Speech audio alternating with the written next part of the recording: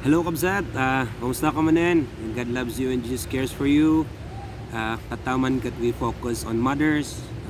Happy Mother's Day to all amin nga mothers ka kabsat. Amen. Kasi it is great ta adamot nga i-honor tayo iti mothers tayo. Nya han lang mo tatatano di kat innal daw dagiti amin nga nakaramid da kanya tayo. We honor our parents, our mothers and our fathers because God said so kakabsat. Nya nalawag deta ja Exodus 20 verse 12 kakabsat. Masalak lang man kuna na honor your father and mother so that you may live long in the land that the Lord your God is giving you. So nagmet kabsat niya dito jay kuna tayong bilin ni Apo Dios to honor our mother and our father because adati promise na we will live long in the land. It goes with Ephesians 6:1-3 kuna na children, obey your parents in the Lord. Kung natin spiritual parents tayo. Verse 2, kung na honor your father and mother, which is the first commandments with promise, that it may go well with you and that you may enjoy long life on the earth. So, amen kakabsat. Dito jay first promise, niya, first nga kung natin yung commandments niya po Diyos nga adati promise na kakabsat. So we honor our parents, our father and our mother. Kasi apay kakabsat, tanuhan tayo nga i-honor mo't lang ni dagiti parents tayo, curse mo't lang ti araramidan tayo, itibiyag tayo kakabsat. Biblically, yes. Masarakan tayo dito jay Deuteronomy 27. Ano kayo nga basahan day 15-26. Adalang jay kabil ko jay 16. Kuna na jay 16. Curse is the man who dishonor his father and mother. So kasam nga dito kakabsat, sumpain wano mailunod ti diagram iti aman na ken inana. So kasapulan tayo nga rauman isuda, respetuon isuda anyaman iti is style da kakabsat. Di limit na lang dito kakabsat nga kun natin yung hanto nga surutan iti parents tayo no iturturong da tayo ti madi. Wano iti pakaisongsungan tayo, papananto iti impyerno, alangan nga surutong pailangan kabsat. But there is still the respect. Amen. So, dito kanya tayo nga ubing mat daytoy. We respect them. Katuna tayo karod niya nga kadagiti working mothers, agtatrabaho ka man iti gobyerno, iti private, iti business. Happy Mother's Day to you kakabsat. Idawat ko, idawat mo lang kini Apo Dios nga tulungan na ka nga i-overcome iti stress. I-overcome iti anyaman nga pressure iti trabaho kakabsat nga no agawid ka ket adati quality time mo iti family makabanding mo iti asawa, makabanding mo iti anak mo kakabsat. Haan nga no agawid ka ket no nakita mo nga nakawarwara di balay, haan nga nakaluto wano adu dagiti aramiden iti household chores ket isu ti pagungong tam isu kiti ti pakay high bloodam kakabsat ket no bigat han kakid din nga makatrabaho. So I ask that God would help you have that peace to surpass that stress in your job. Amen. Kastamot ka dagitoy ko na tayo nga home manager. Jay awag tayo dikat housewife kakabsat. Han nga lang da ito no basta-basta dagitoy ko na tayo nga housewife o home manager. Kasi household chores dagiti ubing asikaso na ti ubing taraken no adapay. At the same time, amin nga matrabaho iti balay. Kat nga basta-basta dagito kakabsat. Karakaro dagi nagi-give up ti career da, wano anyaman tin give up da para lang iti pamilya da kakabsat. So haan nga lang nga dayta, you are doing good. And I ask of you that you have the patience, maanusam aging ganahan mo lang nga anusan kung nadang ganyak, ragrag sakom pay ngagserbi ti pamilya. Amen. So kadagiti housewife, God bless you and happy Mother's Day kada kayo amin. Aslamat kakabsat, di ko na tayo ngayong OFW. Dagiti agbuy-buya iti daytoy nga video, mabaling adda kati balasiw taaw. Happy Mother's Day to you. Kabsat nga amok nga titiisem iti rigat, iti iliw mo. Adu tititiisem kabsat tapno lang adda ti pagpurdiaan, tapno lang adda ti usaron ti ubing, tapno adda ti may pasimpa iti balay, uno pangarap iti biag. And I tell you kabsat nga ni Apo Dios nga isuka di iti mangpenek mangliwliwaken ka dita sa din naman ti ayan mo dita abroad kabsat nga mangbuy-buya iti daytoy that may God give you the courage nga agbirok iti support group mo dita baka dati churches dita nga kakadwa nga Pinoy dita kabayan nga dati paggimgimongan da ket makijoin ka kadakwada tadamot iti kadwam ket umununag ka pa iti pammatim kini Apo Dios. Amen. Pagnumammum pay isuna. So God bless you kadagiti ko dita OFW. Happy Mother's Day to all of one and all. Kastamat kakabsat kadagiti solo parents. Yeah, dagiti ko nato yung agmay-maysa nga mangisaksakad iti ubing da. Yeah. Anto mo no iti rason no apa nga nagbalin nga solo parent, but God bless you. Happy Mother's Day to you kabsat. Amen. Kasi I know iti rigat mat kakabsat dagiti agpadpadakkel nga may-maysa na ket adu dagiti pressure. Ket itulok mo nga ni Apo Dios nya nuhan mo man nga makayanan iti sitwasyon mo tatay itulok mo nga ni Apo Dios. Isu ti mangidalan ken ka nya iti trabaho iti kasta mamang padakkel ti ubing kin dagiti sau-sau pay ti tao no adda pay dagiti nga mapadpadasam.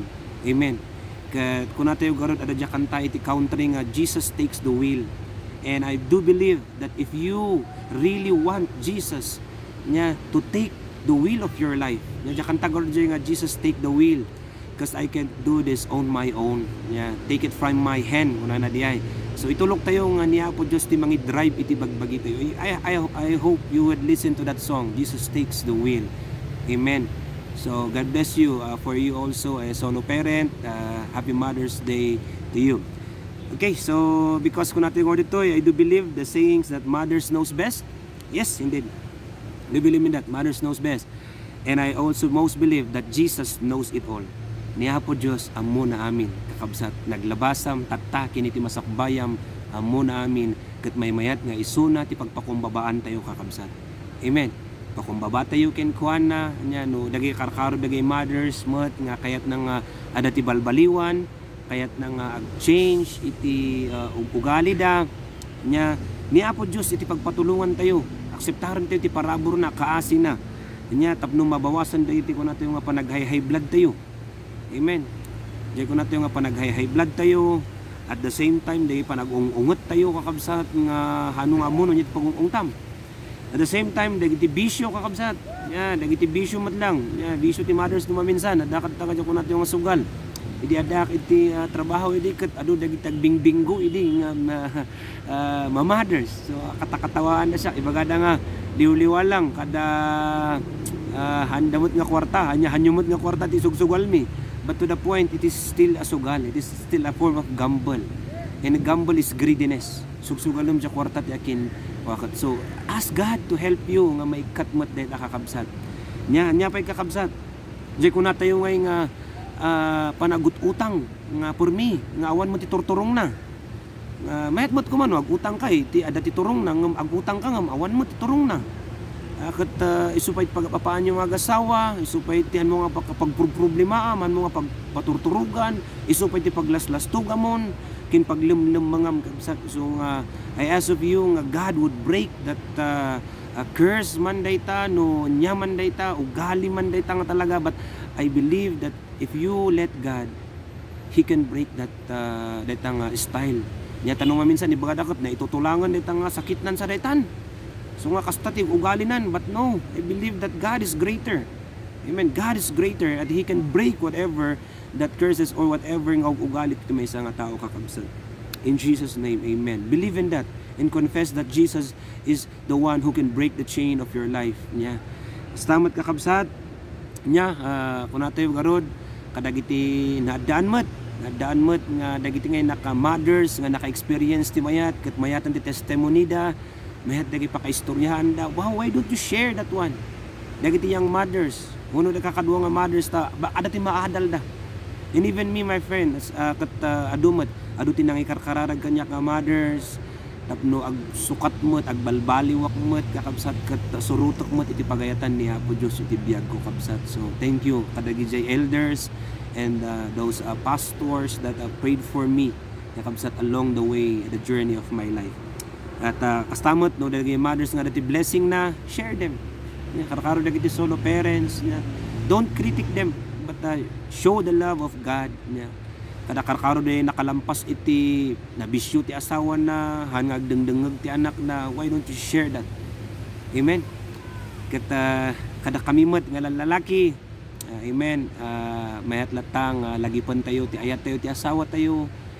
Amen. Han lang no kayat tayo no kumuldit tayo no dikat inal daw kakabsat. Baka han mon nga naikan iti tsokolate day ta asawam ket idi ararumom ket ited kang ited ti chocolate. Wano iti kuna tayo man lang sabong kabsat. Baka idi ket igatagatakam ti sabong tattaket oray ti sabong ti marapait ket awampay nga maited mo kabsat. But lagi pan tayo mat treat them nya yes damat ket why not treat them also ipashare mat karkaro iti daytoy nga Mother's Day. Tano dumtang mo ti Father's Day, we don't know also baka damot surprise nga ited da kadat tayo. But nonetheless kakabsat, iti family ti tayo talata ni Jesus iti sentro na. Amen.